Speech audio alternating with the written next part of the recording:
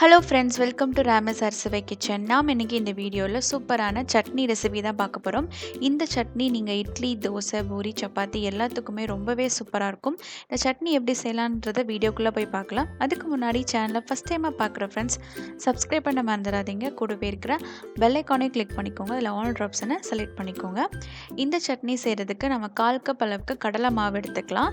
அதை ஒரு மீடியம் ஃப்ளேமில் வச்சுட்டு நல்லா ஃப்ரை பண்ணி எடுத்துக்கோங்க. இந்த கடலை மாவு நல்லா அந்த பச்சை வாசனை போகிற வரைக்கும் நம்ம வறுத்து எடுத்துக்கிட்டோன்னா உங்களுக்கு சட்னியில் அந்த வாசனை வராமல் இருக்கும். ஒரு 2 நிமிஷம் வரைக்கும் நல்லா ஒரு மீடியம் ஃப்ளேம் வச்சுக்கிட்டு இந்த மாவை நல்லா வறுத்து எடுத்துக்கலாம்.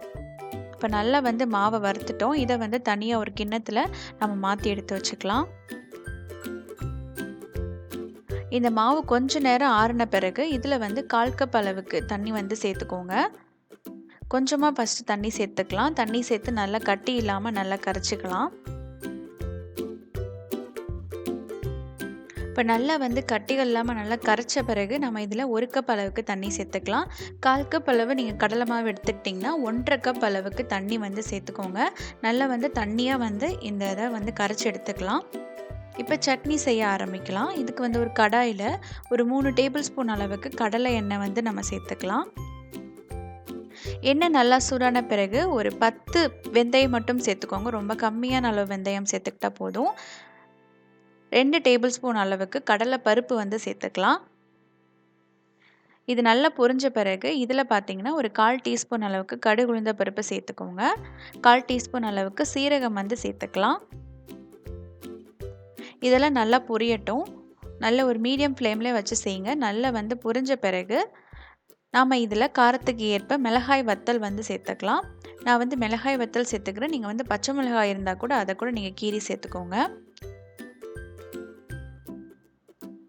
இப்போ இதில் ஒரு பெரிய வெங்காயத்தை சேர்த்துக்கிறேன். இதில் இந்த ரெசிபிக்கு நீங்கள் சின்ன வெங்காயம் சேர்த்துக்கிட்டிங்கன்னா டேஸ்ட் ரொம்ப சூப்பராக இருக்கும். சின்ன வெங்காயம் இல்லாதனால நான் ஒரு மீடியம் சைஸ் பெரிய வெங்காயத்தை நறுக்கி சேர்த்துருக்கேன்.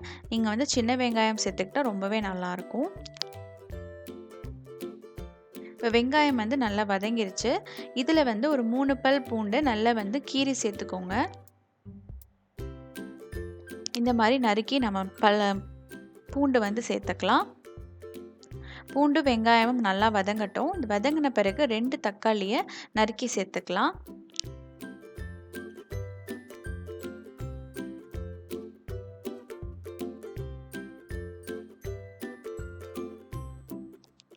இந்த தக்காளி வதங்குற அளவுக்கு தேவையான உப்பு சேர்த்துக்கோங்க. ஒரு டீஸ்பூன் அளவுக்கு உப்பு சேர்த்துக்கலாம். மஞ்சள் தூள் ஒரு அரை டீஸ்பூன் அளவுக்கு சேர்த்துக்கலாம்.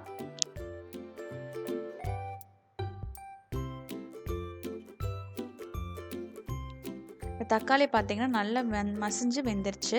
இப்போ இதில் நாம் கரைச்சி வச்சுருக்கிற இந்த கடலை மாவை சேர்த்துக்கலாம். நல்லா ஒரு தடவை மிக்ஸ் பண்ணிவிட்டு இந்த கடலை மாவை சேர்த்துக்கோங்க. கடலை மாவு சீக்கிரமாகவே உங்களுக்கு நல்லா கெட்டியாக ஆகிடும். உங்களுக்கு எந்த அளவு தண்ணியாக வேணுமா இல்லை கெட்டியாக வேணுமான்னு பார்த்து உங்களுக்கு தண்ணியோட அளவு நீங்கள் இன்னும் அதிகப்படுத்திக்கலாம். இது நல்லா 2 தடவை 3 தடவை நல்லா கொதி வந்தப்புறம் உங்களுக்கு சூப்பரான சட்னி ரெசிபி ரெடி ஆகிடும். இதை நீங்கள் கண்டிப்பாக இட்லி, தோசை, பூரி, சப்பாத்தி எல்லாத்துக்குமே ரொம்ப சூப்பராக ரொம்ப குவிக்காக செய்யக்கூடிய ஒரு சட்னி ரெசிபி. ரொம்பவே டேஸ்ட்டாக இருக்கும். கடைசியாக இறக்க போகும்போது கொஞ்சோண்டு கொத்தமல்லி தழை தூவி இறக்கிக்கோங்க. சூப்பரான ஒரு கடலை மாவு சட்னி ரெடி ஆகிடுச்சு. கண்டிப்பாக ட்ரை பண்ணி பாருங்கள். ரொம்பவே டேஸ்ட் சூப்பராக இருக்கும். இந்த வீடியோ உங்களுக்கு பிடிச்சிருந்துச்சா சேனலை மறக்காமல் சப்ஸ்கிரைப் பண்ணிக்கோங்க. நம்ம சேனலில் நிறைய டைப்ஸ் ஆஃப் சட்னி ரெசிபீஸ்லாம் இருக்குது. அதோட லிங்க்ஸ் என் ஸ்க்ரீன் ஐகார்டில் கிடைக்கும். அதையும் கிளிக் பண்ணி பார்த்துக்கோங்க. இந்த வீடியோக்கு ஒரு லைக் கொடுத்துக்கோங்க. உங்கள் ஃப்ரெண்ட்ஸ் அண்ட் ஃபேமிலிக்கு ஷேர் பண்ணிடுங்க. தேங்க்யூ ஃபார் வாட்சிங் ஃப்ரெண்ட்ஸ்.